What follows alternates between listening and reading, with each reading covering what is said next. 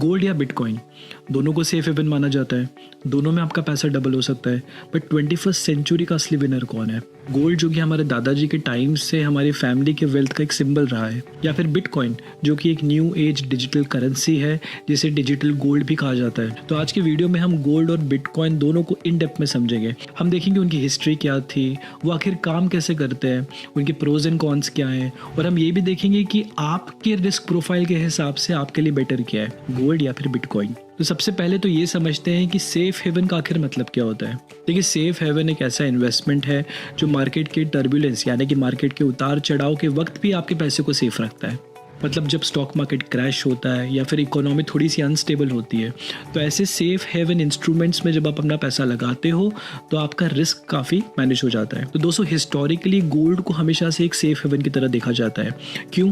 क्योंकि वो टेंजिबल है, यानी कि आप उसे फील कर सकते हो, उसे महसूस कर सकते हो।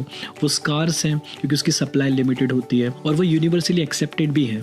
लेकिन 21वीं सदी यानी कि 21st सेंचुरी में एक नया कंटेंडर आ गया है जिसको हम बोलते हैं बिटकॉइन। कि बिटकॉइन को 21st सेंचुरी का डिजिटल गोल्ड भी कहा जाता है, क्योंकि गोल्ड की तरह बिटकॉइन की फिक्स सप्लाई होती है। So there are only 21 million bitcoins that will ever exist. और ये डिसेंट्रलाइज भी होता है, मतलब कोई गवर्नमेंट या फिर बैंक इसको कंट्रोल नहीं कर सकता। तो यहाँ पे सवाल ये पैदा होता है कि क्या बिटकॉइन गोल्ड को रिप्लेस कर सकता है as the ultimate safe haven? चलिए देखते हैं। देखिए, गोल्ड हमेशा से हमारी कल्चर का एक हिस्सा रहा है। चाहे घर में कोई वेडिंग हो, चाहे कोई फेस्टिवल हो, चाहे कोई ओकेशन हो, गोल्ड को हमेशा वेल्थ का एक सिंबल माना गया है। तो गोल्ड की हिस्ट्री में भी थोड़ी नज़र डालते हैं। गोल्ड का यूज़ आज से 5000 साल पहले मेसोपोटामिया में शुरू हुआ था।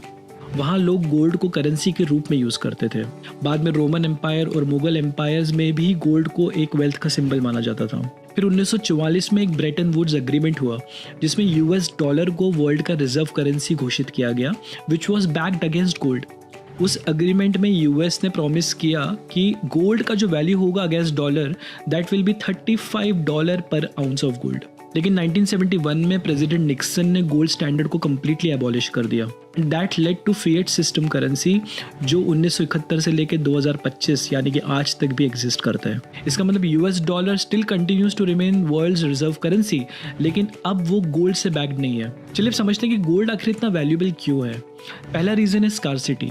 देखिए, गोल्ड जो होता है वो बहुत ही रेयर मेटल है। ऐसा बोला जाता है कि all the gold ever mined would fit into a cube about 21 metre on each side. देखिए, दूसरी चीज़ है ड्यूरेबिलिटी। गोल्ड काफ़ी ड्यूरेबल होता है, मतलब वो दूसरे मेटल्स की तरह कोरोड या फिर टार्निश नहीं होता। So that makes it a reliable store of value. तीसरी चीज़ है यूनिवर्सल एक्सेप्टेंस। देखिए, गोल्ड को वर्ल्ड वाइड एक्सेप्ट किया गया है as a form of wealth. देखिए, गोल्ड ने हमेशा से एक इन्फ्लेशन हेज का काम किया है। जब भी there were periods of high inflation, जैसे कि 1970s में जब इन्फ्लेशन बहुत हाई था, तो गोल्ड की वैल्यू 35 पर आउंस से बढ़कर 800 पर आउंस तक चली गई थी बाय 1980। अब गोल्ड के कुछ ड्रॉबैक्स भी हैं, उस पर भी एक नज़र डालते हैं। नंबर 1 है स्टोरेज एंड इंश्योरेंस। देखिए, फिजिकल गोल्ड को सिक्योरली स्टोर करना इतना आसान नहीं होता। उसके लिए आपको प्रॉपर फैसिलिटीज़ चाहिए होती हैं, इंश्योरेंस चाहिए होता है, जो कि आपकी कॉस्ट को थोड़ा बढ़ा देती है। दूसरी चीज़ है लिक्विडिटी। देखिए, फिजिकल गोल्ड को बेचना थोड़ा टाइम कंज्यूमिंग हो सकता है, and you may not always get the best price also. तीसरी चीज़ है नो यील्ड।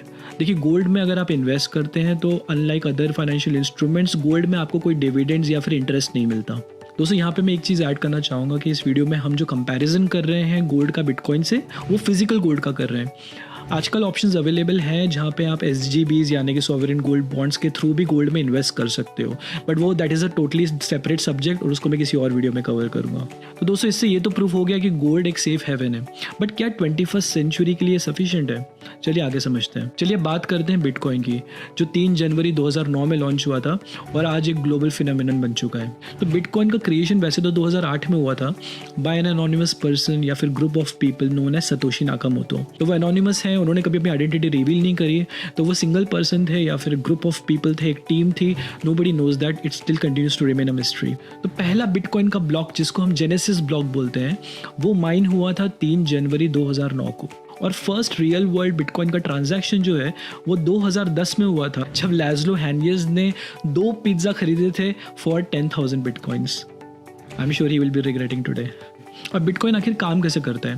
तो अगर इसको सिंपल सरल भाषा में समझें तो बिटकॉइन एक टेक्नोलॉजी पे काम करता है जिसको हम बोलते हैं ब्लॉकचेन। ये एक डिसेंट्रलाइज्ड लेजर होता है जो कि सारे ट्रांजैक्शंस को रिकॉर्ड करता है ओवर अ ब्लॉकचेन। तो यहाँ पे माइनर्स का रोल बड़ा इंपॉर्टेंट हो जाता है। देखिए माइनर्स जो होते हैं वो पावरफुल कंप्यूटर्स की मदद से कॉम्प्लेक्स मैथमेटिकल एल्गोरिथम्स होते हैं ना उसको सॉल्व करते हैं और उसके अगेंस्ट उनको बिटकॉइन मिलता है एज ए रिवॉर्ड। चलिए अब समझते हैं कि बिटकॉइन इतना वैल्यूएबल क्यों है। पहला रीजन है स्कार्सिटी। देखिए गोल्ड की तरह बिटकॉइन की भी फिक्स सप्लाई है, so only 21 million bitcoins can ever exist. तो उससे बिटकॉइन जो है वो डिफ्लेशनरी एसेट बन जाता है। दूसरी चीज़ है डिसेंट्रलाइजेशन। तो जैसे मैंने स्टार्टिंग में बात की थी कि बिटकॉइन को कोई भी गवर्नमेंट इंस्टीट्यूशन या फिर बैंक कंट्रोल नहीं कर सकता, because that exist on a blockchain जो उसे सेंसरशिप रेजिस्टेंट बना देती है और उसके ट्रांजैक्शंस को कोई मैनिपुलेट नहीं कर सकता, उसके ट्रांजैक्शंस इम्यूटेबल होते हैं। तीसरी चीज़ है पोर्टेबिलिटी। अब चूंकि बिटकॉइन एक डिजिटल असेट है, उसे एक जगह से दूसरी जगह मूव करना बहुत ईजी हो जाता है ना। उसे आप बड़ी आसानी से सिक्योरली मूव कर सकते हो from one wallet to another wallet at a very low cost. तो दोस्तों बिटकॉइन की ये जो की फीचर्स है ना, ये इसको एक बड़ा अट्रैक्टिव हेज ऑप्शन बना देते हैं अगेंस्ट इन्फ्लेशन। कोविड-19 पैंडेमिक के दौरान आपने देखा होगा governments trillions of dollars print कर रहे थे। उस वक्त बिटकॉइन के प्राइसेस मार्च 2020 में 5,000 रुपये में जहाँ ट्रेड हो रहे थे उसकी वैल्यू बढ़कर 60,000 तक पहुंच गई थी बाय अप्रैल 2021। तो ये तो हमने बात की बिटकॉइन के कुछ फीचर्स की। अब बिटकॉइन के कुछ चैलेंजेस भी हैं, चलिए उस पर भी एक नज़र डालते हैं। नंबर 1 पे आता है वॉलेटिलिटी। देखिए bitcoin is a super volatile asset. Bitcoin के प्राइसेस बहुत ज़्यादा वॉलेटाइल होते हैं, तो उससे वो काफ़ी रिस्की हो जाता है, specially for short term investors. दूसरी चीज़ है रेगुलेशंस। देखिए गवर्नमेंट्स कभी भी बिटकॉइन पे स्ट्रिक्ट रेगुलेशंस अप्लाई कर सकती है जिससे बिटकॉइन की वैल्यू पे इम्पैक्ट आ सकता है। जैसे कि चाइना ने 2021 में बिटकॉइन को बैन कर दिया था, इससे बिटकॉइन की प्राइसेस पे काफ़ी इम्पैक्ट हुआ था। तीसरी चीज़ है सिक्योरिटी रिस्क। तो वैसे तो बिटकॉइन जो है वो ब्लॉकचेन पे एग्जिस्ट करता है which in itself is very secure, but जब आप उसी बिटकॉइन को किसी एक्सचेंज या फिर किसी पर्सनल वॉलेट में ट्रांसफर करते हो तो चांसेस है कि वो हैक भी हो सकते हैं। तो आपको क्या लगता है, क्या बिटकॉइन लॉन्ग टर्म में गोल्ड को रिप्लेस कर सकता है या फिर ये सिर्फ एक स्पेक्युलेटिव एसेट है? चलिए आगे देखते हैं। चलिए बिटकॉइन और गोल्ड दोनों को हेड टू हेड कंपेयर करके भी देखते हैं। नंबर 1 पे आता है रिटर्न्स। देखिए रिटर्न्स के मामले में गोल्ड ने हिस्टोरिकली 8 से 10% के आसपास रिटर्न्स दिए हैं और वहीं बिटकॉइन ने 2010 से लेके आज तक यानी 2025 तक 200% से भी ज़्यादा रिटर्न्स दिए, लेकिन ये बहुत ज़्यादा वॉलेटाइल है। दूसरे नंबर पे आता है लिक्विडिटी। देखिए लिक्विडिटी के मामले में आई वुड से कि बिटकॉइन इज़ मच बेटर, क्योंकि गोल्ड को खरीदना और बेचना थोड़ा टाइम कंज्यूमिंग हो सकता है और वहीं बिटकॉइन जो है that operates on a 24/7 market, यानी कि आप कभी भी खरीद और बेच सकते हो बिटकॉइन को। तो उस मामले में I will say bitcoin scores a little higher. तीसरे नंबर पे आता है स्टोरेज। देखिए फिजिकल गोल्ड को स्टोर करने के लिए आपको लॉकर या फिर सेफ की ज़रूरत पड़ती है और वहीं बिटकॉइन को भी सिक्योरली स्टोर करने के लिए आपको एक डिजिटल वॉलेट की ज़रूरत पड़ती है। तो दोनों की अपनी अपनी स्टोरेज की रिक्वायरमेंट्स है। तो गोल्ड को स्टोर करने के लिए आपको एक फिजिकल स्टोरेज चाहिए होता है, वहीं बिटकॉइन को स्टोर करने के लिए आप एक डिजिटल वॉलेट या फिर एक हार्डवेयर वॉलेट में भी आप उसे स्टोर कर सकते हैं। चौथे नंबर पर आता है रेगुलेशंस। देखिए गोल्ड पे तो वैसे कोई रेगुलेशंस अप्लाई नहीं होते हैं, वहीं बिटकॉइन पे गवर्नमेंट्स कोई भी रेगुलेशंस लेके आ सकती हैं जिससे कि बिटकॉइन के प्राइसेस और उसकी वैल्यू पे इम्पैक्ट आ सकता है। पांचवें नंबर पे आता है इन्फ्लेशन हेज। देखिए गोल्ड ने हिस्टोरिकली अपने आप को प्रूव किया है that it is a very solid investment hedge against inflation. वहीं bitcoin is a relatively new asset class. उसका जो एग्जिस्टेंस है वो सिर्फ 17 साल पुराना है, तो अभी इनफ डेटा हमारे पास नहीं है कि हम बोल सकें कि bitcoin is a strong inflation hedge और नॉट। ओके, वो तो आगे जाके वक्त ही बताएगा। तो दोस्तों गोल्ड और बिटकॉइन दोनों के अपने प्रोज एंड कॉन्स हैं।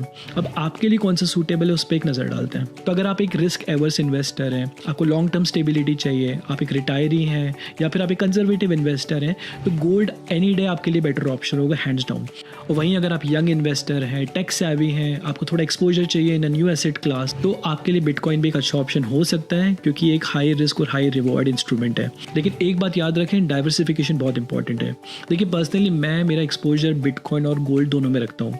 अब चूंकि मेरी रिस्क टेकिंग कैपेसिटी थोड़ी ज़्यादा है तो मेरा मैक्सिमम एक्सपोजर बिटकॉइन में होता है और थोड़ा बहुत एक्सपोजर गोल्ड में भी होता है। But again to each their own, अगर आपको लगता है कि आप में उतनी रिस्क टेकिंग कैपेसिटी नहीं है तो आप प्लीज़ गोल्ड को कंसिडर करें, बिटकॉइन आप कंसिडर ना करें। तो दोस्तों उम्मीद करता हूँ कि ये वीडियो आपको वैल्यूबल लगा हो और इसमें आपको कुछ नया सीखने को भी मिला हो। प्लीज़ इन्वेस्टिंग विद को आप ऐसे ही सपोर्ट करते रहें, इस चैनल को ग्रो करने में मेरी हेल्प करें। इस वीडियो को लाइक करना ना भूलें, इस चैनल को सब्सक्राइब ज़रूर करें और जितना हो सके अपनी friends, families, near dear one सबके साथ इसको शेयर करें, हमें खूब सपोर्ट करें। चलिए दोस्तों मैं आपसे जल्दी मिलूंगा नेक्स्ट वीडियो में। This is Prateek from investing with, over and out.